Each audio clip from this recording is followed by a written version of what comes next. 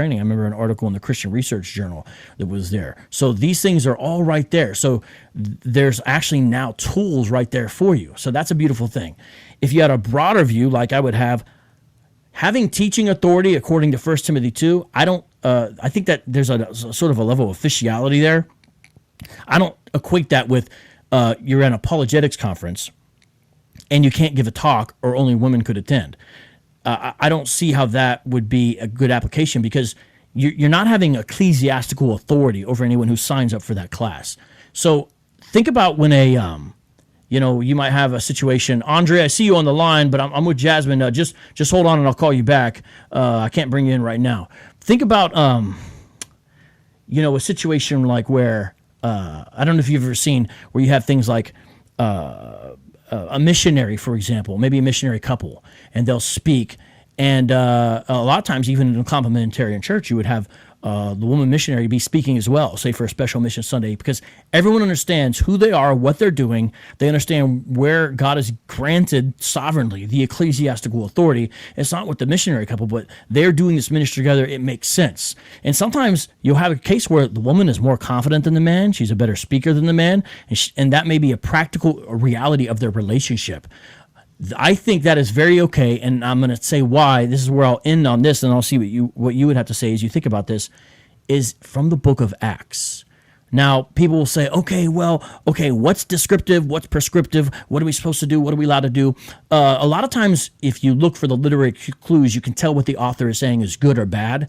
And overall, I think most people they should be able to understand that this couple is commended, and this action in particular is commended. And so let me break this down, what I mean here. This is from Acts chapter 18, verse 24.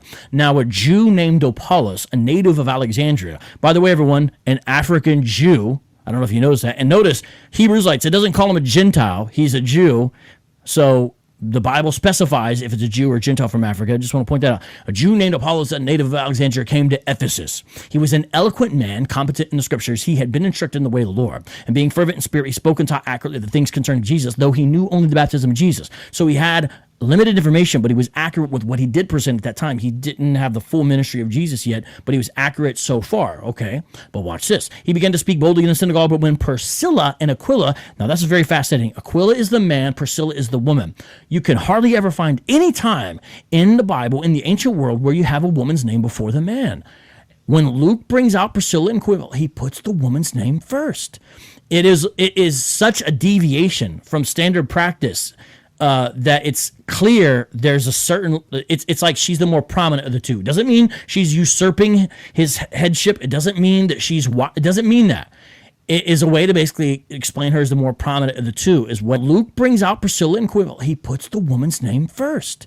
It is such a deviation from standard practice that it's clear there's a certain, it's like she's the more prominent of the two. Doesn't mean she's usurping his headship. It doesn't mean that it doesn't mean that. It is a way to basically explain her as the more prominent of the two, is what it seems to indicate. Otherwise, you have to explain why is that the case, because it's odd, to say the least. But when Priscilla and Aquila heard him, they took him aside and explained to him the way of God more accurately. And when he wished to cross Aquila, the brothers encouraged him, both the disciples welcome when he arrived. So it goes on and talks about that. Them it appears from the way Luke wrote this to give you the clue that she is more prominent in this as well. Now notice, this is a sort of a private teaching moment. This is not like some kind of ecclesiastical structure where there's authority. This is, hey brother, no. All right, y'all. We stumbled across GMS, and we're gonna go talk to him right now. Adam's got the camera. What up, y'all? How do I flip it around? Oh yeah.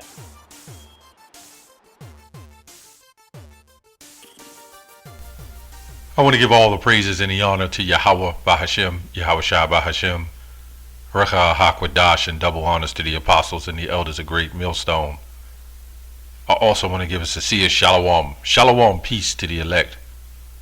I want to go on this video here. I was just watching a video on Apostle Tahar's channel, going into Vocab Malone, which I noticed he's wearing his beard, his so-called Israelite looking beard, so at the end of it all, we can see that Christians are definitely taking a lot of what we have to offer as far as truth's sake, and then they spit out the rest. And the last thing I asked for Cam Malone was, why haven't you getting on Christians and going to your doctrine? So I'm going to touch on this about the woman, because it's controversial to many, but not to us really. But the truth is controversial. So he's going into the story of Aquila and Priscilla, and just a couple things that he mentioned. But I'm just going to be a more commentative person on this one, just to kind of go into the common sense of it. What makes sense and what doesn't make sense. Now, when you go into Acts, and this is Aquila and Priscilla, the tent makers, okay? Now, when you go into Acts, the 18th chapter, let's go to 18:2. It says 1. After these things, Paul departed from Athens and came to Corinth, right? And found a certain Jew, okay? And Vocab Malone said this Jew is an African Jew. All right. First of all, African wasn't the terminology. It was from your land, your nationality. Who was an Israelite, okay? And if you want to say that, then we Israelites was in Africa too. Anyway, I found a certain Jew named Aquila, born in Pontus, lately came from Italy, with his wife Priscilla. So here we see, when you get, in order, when you're dealing with the order, Aquila is mentioned first before Priscilla. Now, if I have a wife, and I'm just going in common sense, and I'm not really fully seasoned in doctrine, and my job was to be a minister, and my wife was with me, and I'm ministering the gospel, or the truth, let's say that, and let's say she knows more than I do, then she would still reference me as being the head at the end of the day. Because you had women. That's why when he mentioned 1 Corinthians the 7th chapter, where the man is sanctified of the woman, and the woman is sanctified of the man, and so forth and so on. You would have had an Israelite woman that would have known about the truth even over their husband, who would have known more than their husband. Let me say that. And that doesn't mean that the order is still not in effect for the man. And this is why Paul said what? And when it came to the churches, he was just bringing the order back. There's a reason why. Because once that man gets up on the level of understanding the truth, then his woman will have to kind of, especially if she taught him he was an Israelite and he started learning the truth, obviously his woman would have to stay in complete order. Okay? So let's get a 1 Corinthians 11. Let me go to 1 Corinthians 14 and 34. It says, let your woman keep silence in the churches, for it is not permitted to them to speak, but they are commanded to be under obedience, also saith the law. Right? That means they are commanded to be under order. And this so-called white woman that was sitting in there with him, I heard a little bit of the conversation. She said she's scared that she's coming out of order. But now Vocab is trying to introduce a new kind of Christian. Well, this is a new Christian doctrine. The old Christian doctrine, you didn't have women. When I was younger in church, there was no women sitting up on the top like that, man. This new Christian doctrine, the woman undoctrinated, it's all set up, okay? And it says, and if they will learn anything, let them ask their husbands at home, for it is a shame for a woman to speak in the church. Now you got feminist Israelites saying, okay, well, we understand it's not the church. We could speak at home. Yeah, under the authority of your husband. That's it. It's got to be under the authority of your husband. So you had to know that Aquila and Priscilla, and I'll say it in the righteous order, that she would have still had the authority, been under the authority of her husband at the end of the day. Under the authority of her husband, because after all, where was the female apostles, man? Where was the 12? Where was the female apostles and disciples rolling with Yahushua? And the Most High said, "I will establish my covenant with Abraham, Isaac, and Isaac. I established my covenant with Isaac and Jacob," right? Even with Esau, why wasn't the two twins of women? I mean, girls, or why wasn't it a so-called boy and girl pair, and they were struggling in the wood like some Hollywood madness? All through the scriptures, it speak of the men leadership on top. You know, it just makes sense. Why are these Christians coming in and trying to make these excuses? This is the dangers of it. This is why you will have a woman, ex-GOCC woman with a garment and a stick going out on the hedges teaching. That's not the follower. That's not a follower of Yahushua or so-called what they call Christ. Okay. Anyway, 1 Peter 3:7. It says, "Likewise, ye husband, dwell with them according to knowledge, giving honor to the wife, right, as unto the weaker vessel."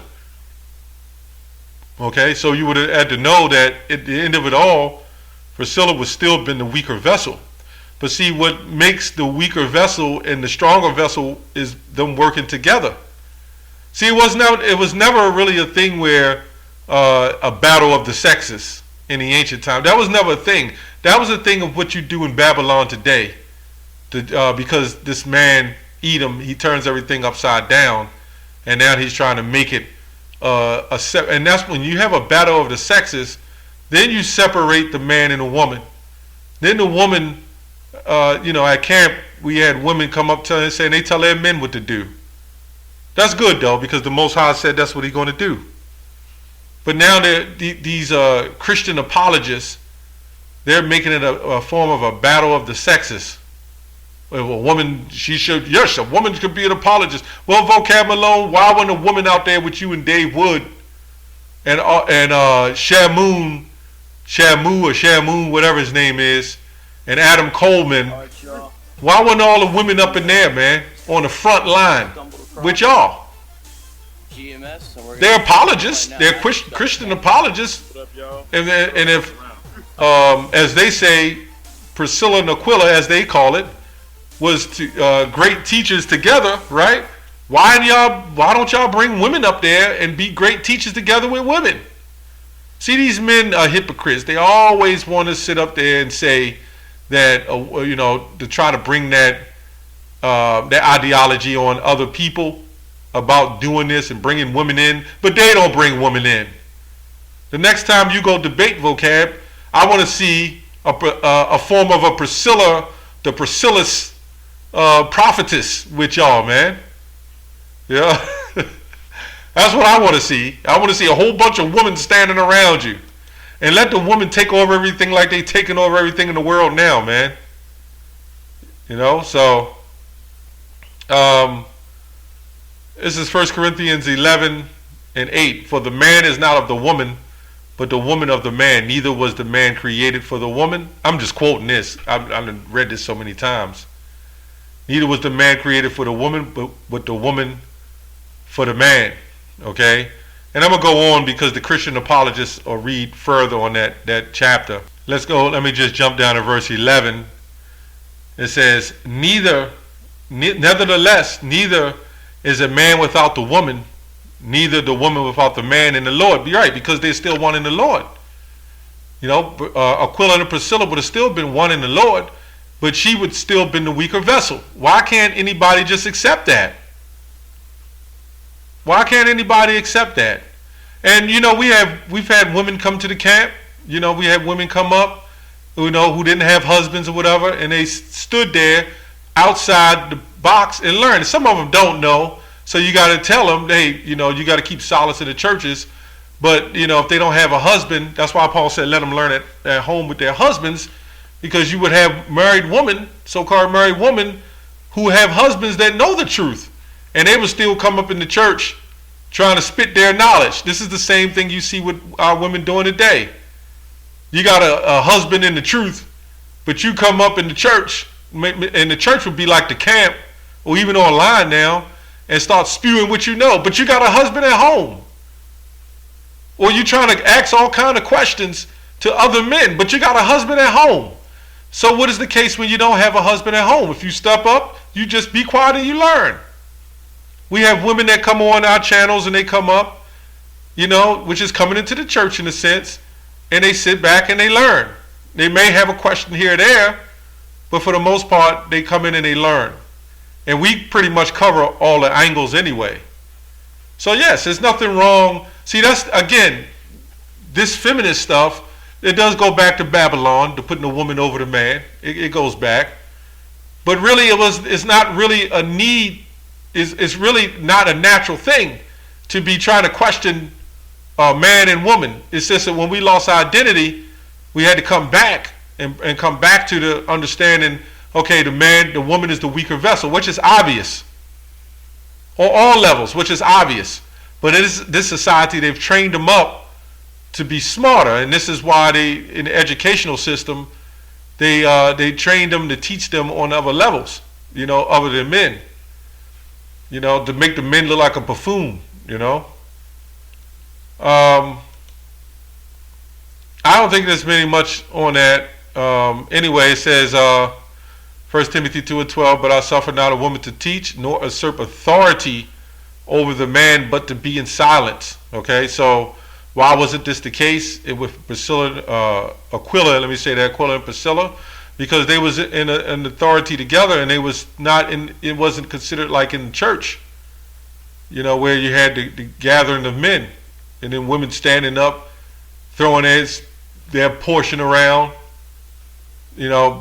also having a distraction with the women in the churches. But this was under authority. This would have been under an authority. Now, I never went into that story like that. I mean, I've read it, but there's different, people have different interpretations on it.